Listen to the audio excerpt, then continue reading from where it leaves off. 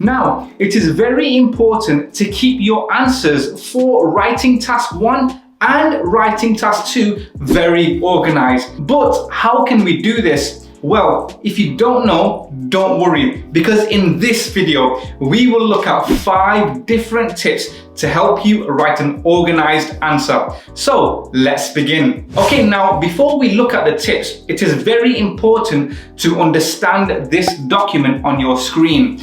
Now, this document is called the writing rubric. And this is basically what the IELTS examiners use when they mark your essay. Now, as you can see from this section that is highlighted, you are assessed on your ability to organize your writing. And that's what our focus for this video is. So now that we're about to look at the 5 different techniques that can help us organize our writing, let's look at what the questions actually are that we need to answer for writing task 1 and writing task 2. Now, if you already know this section, you can use the timestamps to jump straight to tip number 1. But if you don't know what these tasks are, then I strongly advise you to continue watching from here. So, as you can see, there are 2 different IELTS exams. We have the general training IELTS exam and we have the academic IELTS exam. So for both exams, you will be expected to complete 2 tasks, writing task 1 and writing task 2. So let's look at the writing sections for both exams, starting with the general IELTS exam. So for writing task 1, you will need to write a letter to either a friend, a relative, a manager, a boss, or something along those lines. Okay, now you will need to request information or explain a situation. So on your screen is an example question for writing task 1 taken from the general IELTS exam. Now let's look at writing task 2 in the general IELTS exam. So here you will need to write an essay in response to a problem or an argument. So again, here on your screen is another example question, and this too has been taken from a previous exam paper.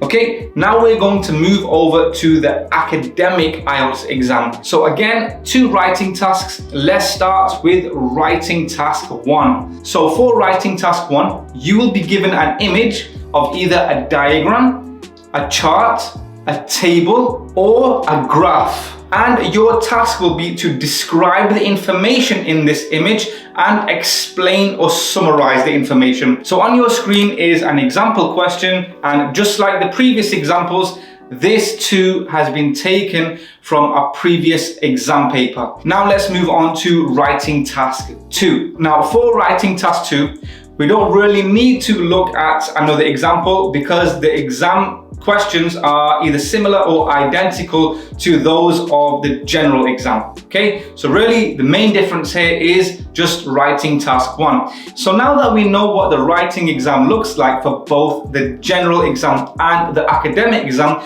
let's move straight over to tip number 1, and that is to read the task carefully and take notes. So here we're doing 2 things. So what does it even mean to read the task carefully? Does that just mean to read it slowly? Or does that just mean to just read it twice? Not quite. So let me break this down. Well, first of all, you should take a few minutes right at the start of your exam to read the task carefully, and we can do this in the following way. So when we are reading the question, we should highlight any important information or any keywords. So what are the keywords that you should highlight? Well, if you look at the example question on your screen, so what are the words that we should highlight? So what do we mean by read the question carefully? Well, let me break this down in a few steps. So reading the question carefully means that when you are reading, you should first of all highlight or underline any important information. And what is the important information? Well, first of all, it should be any relevant information from the topic sentence. And I will show you this, an example in a moment. And the other thing we should highlight is the direct instructions. So let's do this together with this example question. So on your screen, you can see a question. So let me read this out to you. It is becoming increasingly popular to have a year off between finishing school and going to university. What are the advantages and disadvantages of taking a gap year? Now, the first thing I would highlight are the two words, advantages and disadvantages. And the reason why I would highlight those two words is because in our response, in our answer basically, we will be looking at those two things. So we will be looking for the advantages and the disadvantages. So those two words we can highlight. Let's see what else we can highlight. So here I would also highlight taking a gap year. And the reason why I would highlight this is because when we are looking for the advantages and disadvantages, we are specifically focusing on gap year. So we want to look at the good things and the bad things of taking a gap year. So that's why that word is important. Okay, there are other words that we could possibly highlight. For example, university. Okay, so that shows us that we are talking about something academic, but we don't have to highlight any more words. You can if you want, but the less words you focus on, probably the better it might be for you. So this is what we meant by reading the task carefully, but what do we mean by making notes? Well, this is actually very important. So at the start of your writing task, you should spend the first few minutes just planning out your essay. And we can do this in the following way. So we would just quickly write down P1, P2, P3 and P4, and the P just basically stands for paragraph. Whilst we're making notes, we would just write P just to save time, okay? So paragraph 1, 2, 3 and 4. Now we've got an outline, and all we need to do here is just add a few bullet points of what we might include for each paragraph. Now, to break things down, paragraph 1 is the introduction. Paragraph 4 is the conclusion, and paragraph 2 and 3, that's the body. That's the meat of the essay. That's where all the juicy information would go. So when you're making notes, those two paragraphs, the middle paragraphs, are the paragraphs that I would make notes about first. And I would do this in the following way. So paragraph 2, I would just write down a few advantages, okay? And you can do this in bullet points. And then paragraph 3, I would write down some of the disadvantages, okay? Now you can write down 3 or 4 points for each paragraph. And once you've written those down, you can now relax a little bit, because you don't need to worry about forgetting information when you're writing out your essay. For example, if you're in the middle of paragraph 2 and you forget one of the advantages that you were talking about, you don't need to worry, because you would already have written that information in the notes section. So this is why it is very important to read the task carefully and to make notes. Now the second tip is to break your ideas into paragraphs. Okay, now the reason why we want to break our ideas down into paragraph is to make sure that our writing is organized, and this will help us increase our marks. Okay, so for the previous tip, we briefly looked at an example question for writing task 2, and we mentioned that there are 4 paragraphs. So we know that for writing task 2, there are 4 paragraphs, but how many paragraphs should we write for writing task 1? Well, writing task 1, you are expected to write a minimum of 150 words, okay? Writing task 2 is a lot more, okay? So therefore we would write more paragraphs. Writing task 1, we should be aiming to write around 3 paragraphs, okay? As a minimum. You can write more if you want to, but 3 is fine, okay? And when I say 3 paragraphs is fine, I basically mean that 3 paragraphs is enough for you to get a band 9. If you write good paragraphs. So make sure you write your ideas into paragraphs, and also make sure that every paragraph you write has a clear topic. So for example, you should make it very clear for the examiner that the first paragraph is your introduction paragraph. And if you're in writing task 2, for example, you should make it very clear that paragraph 2 is your advantages paragraph and paragraph 3 is your disadvantages paragraph. okay? Don't mix and match.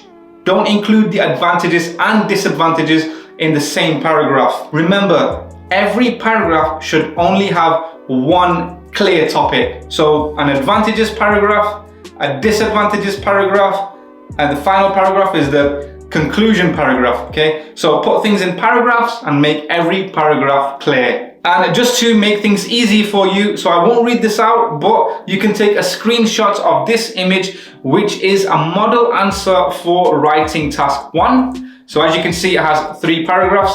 Feel free to take a screenshot of this. And here is a model answer for writing task 2. And again, you can take a screenshot. And now let's move on to tip number 3, which is use the correct format for your response. So writing task 1 in the academic exam is different to writing task 1 in the general exam.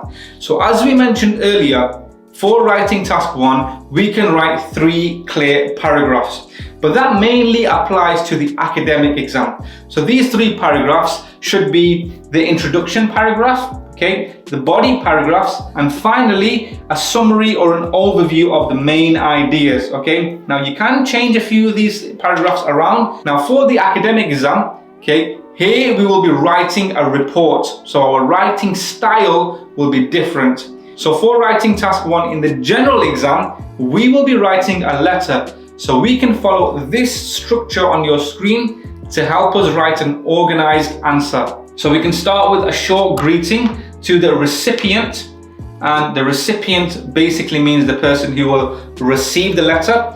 Then we can start with an introduction telling the recipient why we are writing this letter, and then a paragraph for each bullet point that is mentioned in the question. So on your screen, you can see an example question of writing task 1 taken from the general exam, and as you can see, so we can just write a paragraph for each bullet point. Now the 4th tip to help us write an organized answer is to keep an eye out for the time. So for the writing exam, doesn't matter which type of exam you do, whether it's the general or the academic, the writing exam, you will be given 60 minutes, and within those 60 minutes, you will need to complete 2 tasks. Now, it's up to you to manage that time, okay? That means that there is no stoppage after writing task 1. So you will have to manage your time yourself. So how can you manage your time? Well, 20 minutes should be allocated to writing task 1, and the remaining 40 minutes should be allocated to writing task 2. So that's the first step of how we can manage our time. The next step is where we go in a little bit more detail. So for writing task 1, we want to take a few minutes to do 2 things. First, make a few notes, as we mentioned before, and also we want to save a few minutes to proofread. Proofread basically means where we go back and read our work, and when we are reading our work, our main focus is to see if we have left anything out, if we have made any errors, and obviously if you have, then you can just fix them. And for writing task 2, we can do the same. But because we have more time for writing task 2, we can spend more minutes on planning out our answer and more minutes proofreading our answer. So for example, for writing task 2, you can spend the first 5 minutes just making a quick outline where you write your notes, and you can spend another 5 minutes proofreading your essay, which leaves you with 30 minutes to write out your actual essay, okay? It's a lot harder to make notes and proofread for writing task 1 because you have less time, okay? So this is why it is very important to manage your time. So how can we manage our time successfully? Really, the best way to do this is to get into the habit of making notes and proofreading way in advance of your actual exam.